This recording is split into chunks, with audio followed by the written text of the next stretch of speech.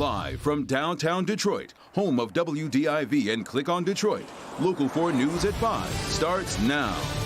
A shooter opens fire from a moving vehicle and kills a woman. Lately, it's been getting a lot out of hand. We'll have the latest on the investigation by the Oakland County Sheriff's Department. A booster for all adults. Pfizer formally submits for FDA approval. Dr. McGeorge is in with what this could mean for the millions who've already gotten the shot. We're going to begin, though, with Detroit's chief of police trying to put an end to the corruption. The department's towing policies are getting a major overhaul. Glad you're with us today at 5. Detroit's towing scandal has taken down city council members, police officers, and towing company owners. But today, Chief James White says a new system will prevent steering costly towing runs to specific companies. We want to get to Defender Sean Lay for the very latest. He is live this evening with how this is going to work. Sean. Karen, good evening to you. We're going to get into the policies the chief announced here a short time ago at police headquarters. But these are policies that need to have an impact here in the street because so many people have been hurt by this towing corruption. This has been an ongoing problem in the city, in the department, for many, many years. Chief James White making major changes in how towing works in Detroit, a past process that led to multiple police officers being convicted of taking bribes to steer towing business to tow companies. Corruption, the feds say, that went right up to people like Lieutenant John Kennedy, who was working in internal affairs when the feds say Kennedy allegedly accepted bribes to favor a tow company. You know, some of the things that have happened are inexcusable. Those responsible are being held accountable. Those who, have been charged will get their day in court. Towing corruption hurt Detroiters. Police say some towers charging outrageous towing and storage fees so high, people couldn't get their cars back. What you need to know, an app is on the way that you can have on your phone and use when you need a tow, but also need to be protected from fees or any other type of wrongdoing. So the citizen will have the ability to download the app on their phone, much like when you call an Uber. You know, the Uber or Lyft will be selected, pre-selected, sent to you. If that one can't make it, then the system will select another tower. All right, back here live. So the app and then new software that the police department is going to be using, keeping track of tows and keeping track of vehicles. The whole goal here is to take the human element out of this. You need to know about that. And then tow companies need to know this. Even if they hold permits with the city for towing now, they're going to have to bid for tow contracts going forward. Karen, back to you. Okay, so Sean, I understand Detroit police actually studied how the officers broke the laws, then that helped them come up with these reforms? Very interesting here, Karen. You point that out because officers and investigators here at the department had to unravel how these complicated deals really worked. Then they made the policies here so these same crimes cannot be committed again. Hopefully that won't be the case, of course, happening again. All right, thank you, Sean. Now to Pontiac tonight, where Oakland County sheriffs are working to find the shooter who followed a car and then shot and killed a woman inside. This happened right around 11 o'clock last night at the intersection of North Perry Street and Giddings Road. Priya Mann spoke with people who live in the area, and they're worried the next time this happens, a bullet could hit them. There's been so much going on around this area, I'm not surprised. A shooter opened fire from a moving vehicle, killing a woman in another car. Families who live near North Perry and Pontiac Lake Road say gun violence is getting worse. Very scary. I'm gonna start staying home and just not coming back out as much. I mean, I can't be protected around everything, but it's sad. Well, there's been increasing concern about freeway shootings and road rage incidents across Metro Detroit. The Oakland County Sheriff's Department says someone inside that vehicle was the target. The car pulls up to the passenger side and bang, bang, bang, bang, bang. There were 4 people in the car. Female passenger in the front was the one that was hit. The victim was shot in the hip. Deputies rushed her to the hospital, but she died from her injuries. Investigators recovered multiple shell casings and a bullet fragment. The shooting happened around 11 Monday night near an apartment complex. Anytime you're firing from a moving vehicle and there's a populated area, more tragedy could occur. A second victim in the back seat was also shot. She's expected to survive. Investigators are now looking for this Chrysler 300. We're going to eventually catch them. Somebody's going to come forward, give us a bit of information we need.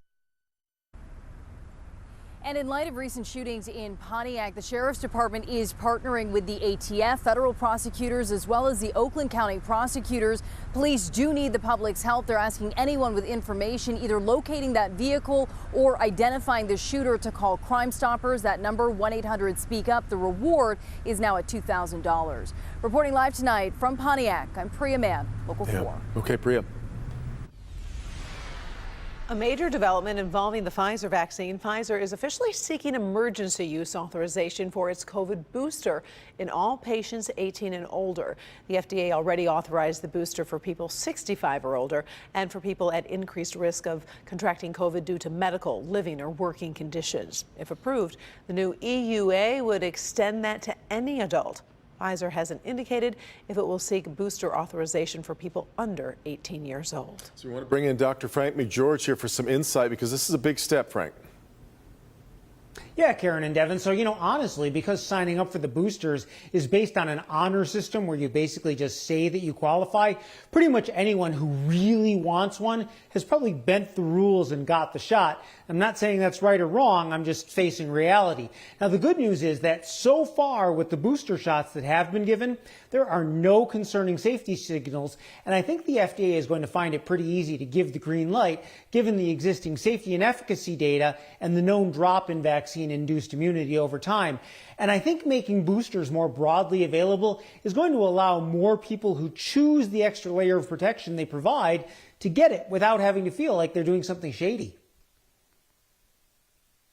As that happens, leaders of several Michigan chambers of commerce now came together today to talk about President Biden's vaccine mandate on businesses with more than 100 employees. They say that mandate, along with the current worker shortage, puts them in a really difficult position. Larry Spruill talked to people on both sides of what's turning into a major issue. Larry.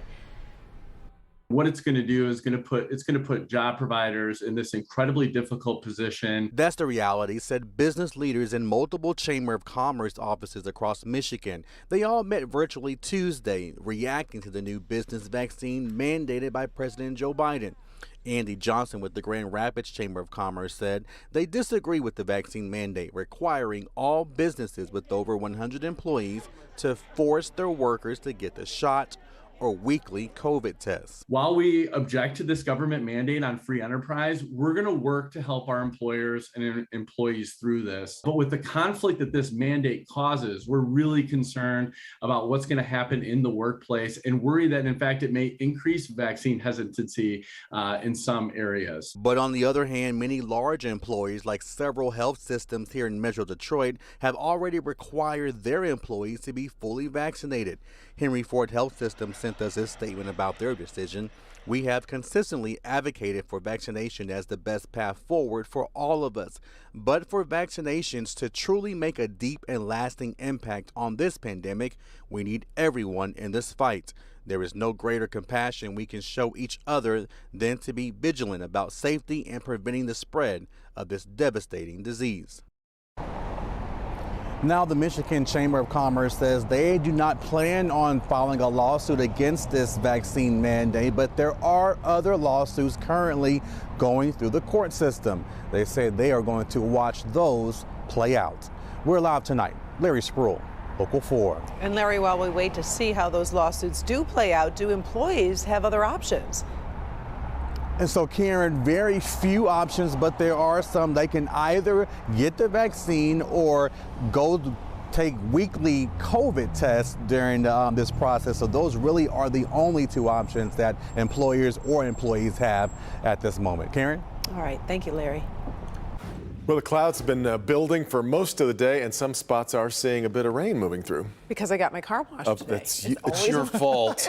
Always what happens, Andrew. I'm so sorry. I've got broad shoulders. I'll go ahead and take the heat for that from you, Karen. Out there right now, yes. Whether it is because one got the car washed or not, we do have some of those raindrops appearing, but don't worry, they're not very heavy. You can see sprinkles and light rain slowly expanding on Storm Tracker 4. You can see that here to the north and east of the city and parts of Macomb County, including right around New Haven, Chesterfield Township, right along Gratiot Avenue, also along 94 in between Port Huron and Detroit, along 94 and just north of 94. You can see in Garden City and Inkster, you got some light shower activity and some sprinkles coming down. And Ann Arbor, southwestward into Lenawee County, same sort of deal. So we'll see these on and off sprinkles or light rain showers for the next few hours. Temperatures, though, remain in the 50s. Rather mild for today. Actually, we're above average by a good 5 to 10 degrees, with temperatures in the 50s in your neighborhood as well. So it remains wet for the next few hours this evening, but it becomes drier tonight. It also becomes chillier. So we'll talk about that and even more precipitation on the way for this week coming up. All right, Andrew. A criminal investigation is underway tonight in Houston to find out what really caused that deadly crowd surge at the Travis Scott concert. When it was over, 8 people were dead, many more hurt. We want to bring in Jason Colthorpe, who's in the newsroom with the newest information as it continues to emerge day by day. Jason. Yeah, a lot of new developments today, Devin, including that Scott was warned before the show to be careful with such a big crowd. A 14-year-old boy is among the 8 who were killed at the Astroworld show Friday night when the crowd surged toward the stage about 40 minutes after Travis Scott went up there to perform. Scott, who has faced criminal charges in the past for inciting his crowds, met with the Houston police chief before this show. Chief Troy Finner saying today he met with Scott to discuss public safety concerns regarding the crowd. CNN also reporting police are investigating now the possibility of counterfeit drugs playing a role in the 8 deaths, and police have confirmed they are investigating the possibility of needle spiking. A security guard trying to handle a scuffle felt a prick in his neck and lost consciousness and had to be revived with Narcan. Here's one victim's family talking about the overcrowding issue. All the parties that were that set up this event should be held accountable. It's just justice for them, justice for Danish, justice for the victims, and justice for the families. That's what we want. And in terms of that, if that means rules and regulations need to be changed, how they do things, how they act, and how they make these events, they need to do something about it. They have blood on their hands. Lawsuits now are starting to pile up against Scott and Live Nation, also part of the show, including one on behalf of the family of a 9-year-old boy who is in a coma. Scott is being criticized for not stopping the show, but has said he didn't know how things were, how bad they were, until after the show was over. He has also said he's grieving for those lost and has promised to pay for all 8 of those funerals. We're in the newsroom. Jason Colthorpe, Local 4. So awful. All right, Jason. It's a fast track from high school straight into a good paying job. New tonight, the innovative new program that has high school students earning their diplomas and associate's degrees at the same time. He says the threats have gone too far. I hope you die. I hope everybody in your family dies. Congressman Fred Upton speaking out about a situation he says is the worst he's ever seen. We're here in Sterling Heights at the same busy intersection. Police say they arrested a suspected drunk driver. Coming up tonight, we show you what officers saw that night and the warning they're putting out to other drivers.